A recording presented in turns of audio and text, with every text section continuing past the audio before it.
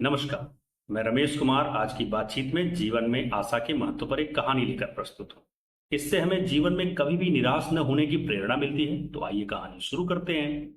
एक बार की बात है, जापान में दो राज्यों के बीच में युद्ध छिड़। जो राज्य छोटा था वह एकदम डरा हुआ था। उसका हार जाना एकदम निश्चित था। उसके पास सैनिकों की संख्या भी बहुत कम थी। मान लीजिए अगर दुश्मन के पास 10 सैनिक थे तो उसके पास एक सैनिक था। उस छोटे राज्य के सेनापतियों ने युद्ध में जाने से इनकार कर दिया। उन्होंने कहा कि यह तो बड़ी बेवकूफी होगी, हम अपने आदमियों को व्यर्थ ही कटवाने ले जाएं। युद्ध में हार निश्चित है, अपने सैनिकों को व्यर्थ में मरवाने में हमारी कोई इच्छा नहीं। इस युद्ध में मरने की बजाय हार जाना उचित है। मरकर भी हारना है, जीत की तो कोई संभावना है ही नहीं। जो राजा था वह भी कुछ नहीं कह सकता था। बात सही थी। जब उसे कुछ न सूझा तो उसने एक गांव में बसे एक फकीर से जाकर प्रार्थना की कि क्या आप मेरी सेना का सेनापति बनकर युद्ध लड़ने जा सकते हैं। यह तो एकदम अजीब बात थी। जहां सेनापति जाने से घबरा रहे हैं वहां एक फकीर क्या करेगा। उसे तो युद्ध का कोई अनुभव भी नहीं है, लेकिन फकीर राजी हो गया। कभी कभी जहां समझदार लोग कुछ नहीं कर पाते वहां नासमझ काम आ जाता है। यहां भी जिसे युद्ध का अनुभव था वो पीछे हट गए, पर जो लड़ाई में एकदम अनाड़ी था वह तैयार हो गया। वह फकीर राजी हो गया।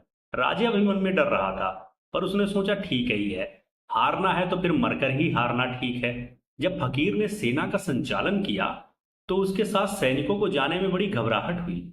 वे सोचने लगे कि यह आदमी कुछ नहीं जानता, लेकिन फकीर इतने जोश से भरा हुआ था कि सैनिकों को जाना पड़ा। अब तो सेनापति भी सैनिकों के पीछे हो लिए कि देखें क्या होता है। जहां दुश्मन की सेना ठहरी थी उससे थोड़ी दूर पर उस फकीर ने एक छोटे से मंदिर में सारे सैनिकों को रोका और उसने कहा कि इससे पहले कि हम चलें, कम से कम भगवान को बता दें कि हम लड़ने जा रहे हैं और उनसे पूछ भी लें तुम्हारी मर्जी क्या है। अगर हराना हो तो हम यहीं से वापस लौट जाएं, और अगर जिताना हो तो ठीक। सैनिक बड़ी आशा से मंदिर के बाहर खड़े हो गए। उस आदमी ने हाथ जोड़कर आंख बंद करके भगवान से प्रार्थना की। फिर अपनी थैली से एक सिक्का निकाला और भगवान से कहा कि मैं इस सिक्के को फेंकता हूं। अगर यह सीधा गिरा तो हम समझ लेंगे कि जीत हमारी होनी है और हम आगे बढ़ जाएंगे, और अगर यह उल्टा गिरा तो हम मान लेंगे कि हम हार गए और हम यहीं से वापस लौट जाएंगे।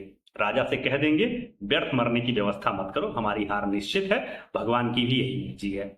सैनिकों ने बड़े ध्यान से देखा। जब उसने सिक्का फेंका, चमकती धूप में चमकता सिक्का नीचे गिरा।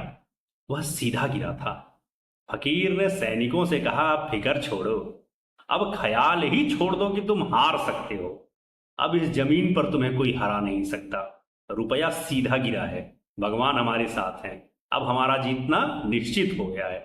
वे सैनिक जाकर जूझ गए दुश्मन की सेना को, क्योंकि उन्हें विश्वास हो गया था कि जीत उनकी ही होनी है। 7 दिन में उन्होंने दुश्मन को परास्त कर दिया। वे जीत कर वापस लौटे। लौटते वक्त उस मंदिर के पास वे सारे सैनिक रुके। उन सब ने हाथ जोड़कर भगवान से प्रार्थना की और उन्हें धन्यवाद दिया कि हे प्रभु, तेरा बहुत धन्यवाद कि तू अगर हमें इशारा न करता जीतने का तो हम तो हार ही चुके थे। तेरी कृपा और तेरे इशारे से हम जीते। उस फकीर ने कहा इससे पहले कि भगवान को धन्यवाद दो, मेरी जेब में जो सिक्का पड़ा है उसे जरा गौर से देख लो। उसने सिक्का निकाल कर दिखाया। वह सिक्का दोनों तरफ ही सीधा था, उसमें कोई उल्टा हिस्सा ही नहीं था। वह उल्टा गिर ही नहीं सकता था। उसने कहा इसमें भगवान को धन्यवाद देने का कोई मतलब नहीं बनता। सिक्के के कारण तुम जीत की आशा से भर गए, इसलिए जीत गए। तुम हार भी सकते थे क्योंकि तुम निराश थे और हारने की कामना से भरे हुए थे। तुम जानते थे कि हारना ही है।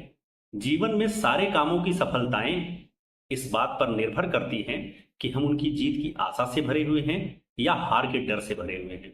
बहुत से आशा से भरे हुए लोग थोड़ी सी सामर्थ्य से इतना कुछ कर लेते हैं कि जितना बहुत सामर्थ्य के रहते हुए भी निराशा से भरे लोग नहीं कर पाते।